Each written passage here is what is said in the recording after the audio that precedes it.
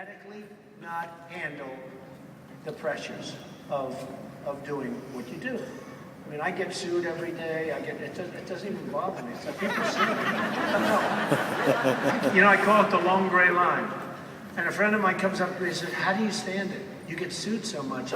How do you stand it?" I said, "I don't even think about it. It's just a long, gray, disgusting line of people." And I call them disgusting people. And usually the suits are bullshit. But nevertheless, you know, because I have money, I mean, I have cases where a woman falls and breaks her leg. And Trump Tower is on 57th and 5th, has the most beautiful sidewalk you've ever seen. It's granite. It's perfect. Now, she falls 2 blocks away on Madison Avenue. My security guard helps her. And he says, "Where can I take you?" "Take me to Trump Tower." "Oh. Well, now, my guard's not a genius. You know, he said, "Oh, that's nice, Trump Tower." So he brings her to Trump Tower. And she said, "Okay, you can let me go here. Do you want to see a doctor?" "No, I'll take the sidewalk. That's okay." So then the police cars come, and she said she fell in front of Trump Tower because Trump, you know, has money, and let's get a lot of Trump's money. Now, the security guard took a while to figure it out. He wasn't exactly my most brilliant employee. But it was sort of amazing. We said, "How'd you get here?" "One of Mr. Trump's guards took me here." "Where did you start?" 2 blocks away, right? So she wanted to sue me because of the fact that the granite was so perfect that she's not used to walking on perfect sidewalks. This was the stuff. Do you believe it? So you have to be careful. And you know, to be an entrepreneur, I'm going to give you a couple of stories because I think they're just great stories. I love stories. Norman Vincent Peale, I don't know if anyone ever, he was one of the great storytellers. You know, he was a preacher, and he was one of the great storytellers. Today I go to church. The minister says, "Okay, God bless you all. We'll have our offering," and they play and we're gone. I say, "What happened? Where's the sermon?" They don't do sermons anymore. Norman Vincent Peale used to give incredible sermons, and you learn from him. When I say a story, I'd like you to learn from. So I have this club in Palos Verdes. It's a very, very rich section of California. It's right near Beverly Hills. And I have a ballroom. It's a golf club. It's got 600-700 acres. It's on the ocean. It's phenomenal. It's doing great. And we have a ballroom, and the ballroom seats like 300 people. But we need more. But you can't get permits to build anymore out there because it's California. It's like this country. You can't get permits to do anything in my country. Okay, your country's better, believe me. And your country is so much more advanced than our country. I know you have your own problems. One little story. They asked me to take a picture in front of your opera house, which I thought was a great idea. It was windy as hell. And you know what happens when it's windy if you're Trump? You know what it is? My hair.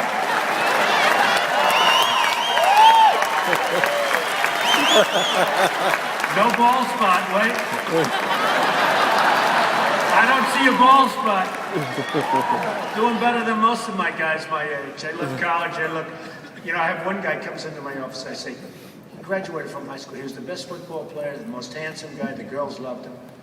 I say to my girls, "Don't forget, now he's 64. So I say, you know, this is when he was 18.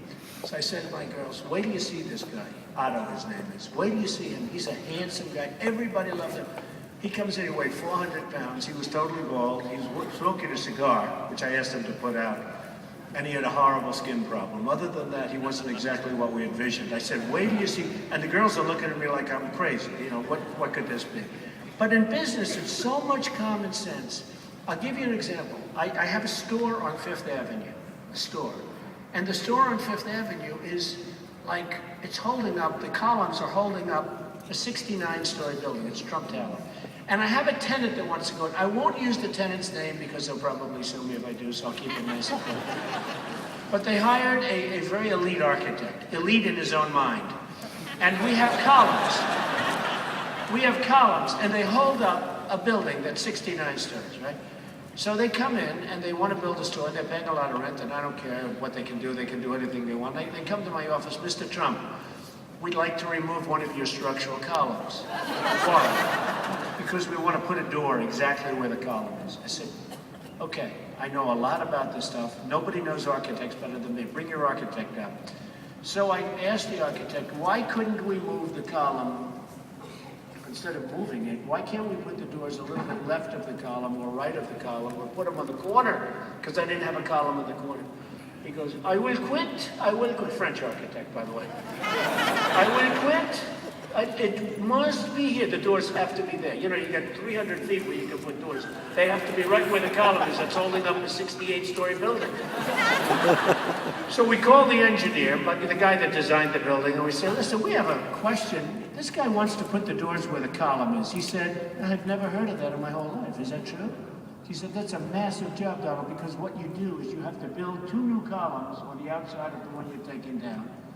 And then after you build the permanent columns, you have to cantilever, and then you can take those columns out. It'll cost you at least $2.5 million. I said, no, it's not going to cost me, it's going to cost the tenant, but I don't even like being in the building, to be honest. I say, when you do this, let me know. So, I didn't tell the rest of the people in the building that I was in Seattle as they're removing the primary column from the building. But they're paying me a lot of rent. It's a great tenant, but a stupid tenant, okay? A very stupid tenant. And they go and they say, we can't put the door anywhere else. And I'm serious. The other locations for the door were better, and there was no column. Like, you could have gone left, you could have gone right. They had to be right in that spot. And I said, the architect is doing turmoil on you, and you shouldn't do it. They did it. They spent a year and a half longer getting this store open. And when it got opened, it wasn't even a great store. And they didn't do that well there. And actually, the one that I've just rented, which is Gucci, loves the door where it is right now, and they're going to leave it. I was afraid they were going to want to move the column back. So, you know, business is such common sense. So here's a store that goes out, spends $2.5 million to do something that was unnecessary.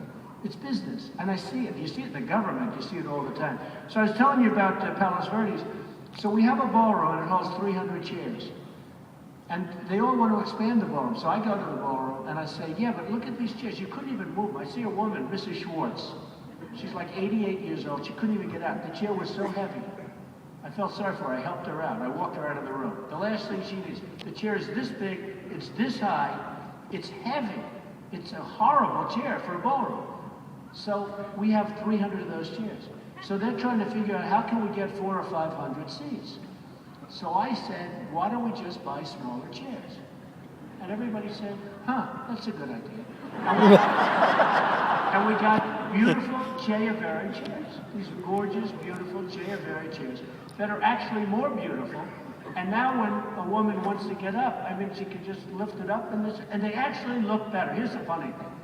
They look better. So now instead of having a 300-seat ballroom, I have a 500-seat ballroom, and I spent no money, no permits, no nothing.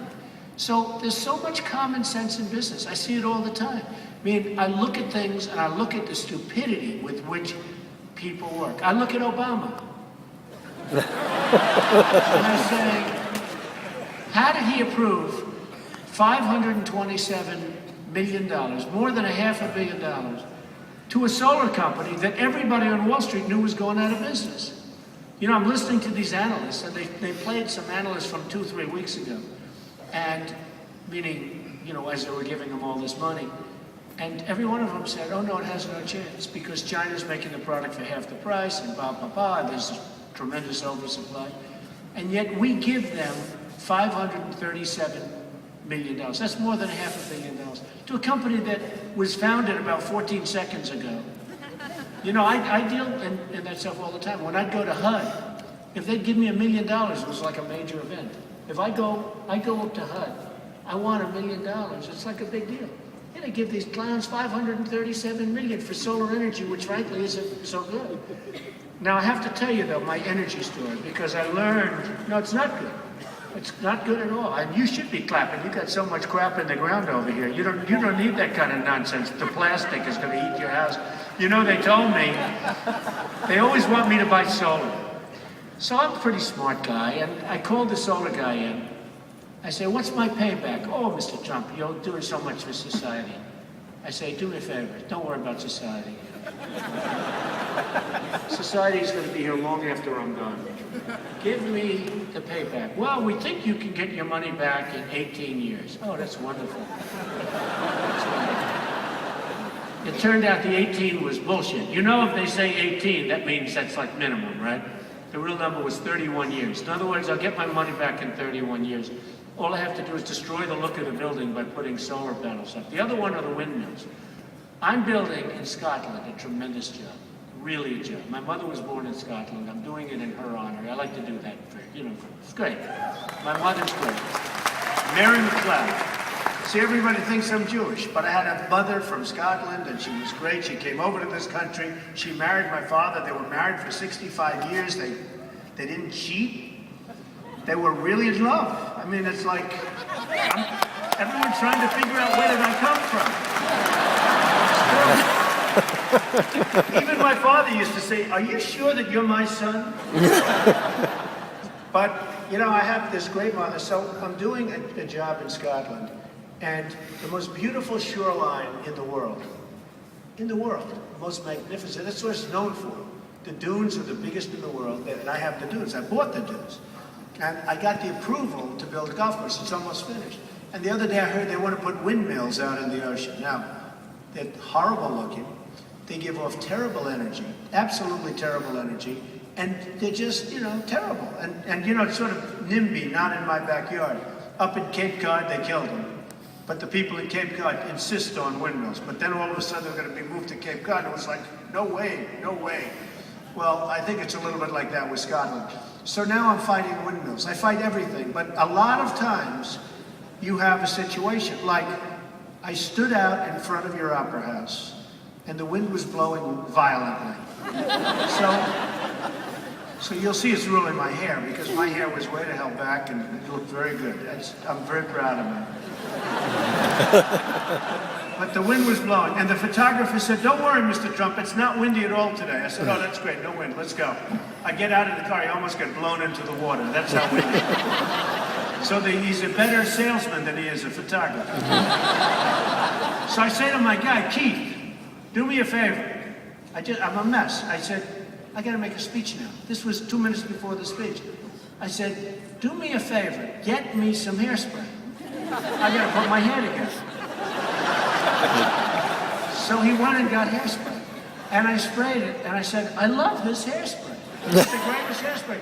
This hairspray actually works because, in the United States, hairspray doesn't work. You know why? Because we're destroying the ozone every time you spray. They say, if I'm in my bathroom in Trump Tower, sealed with concrete, right? 8-inch concrete floors, 8-inch concrete walls. I spray my hair. Zip, zip. They tell me I'm destroying the ozone that's 400 miles up in the air. But no, so they went out and got me some freaking Australian hairspray, and I'll tell you, it was great. They had my hair. And I'm going back, I can tell you what.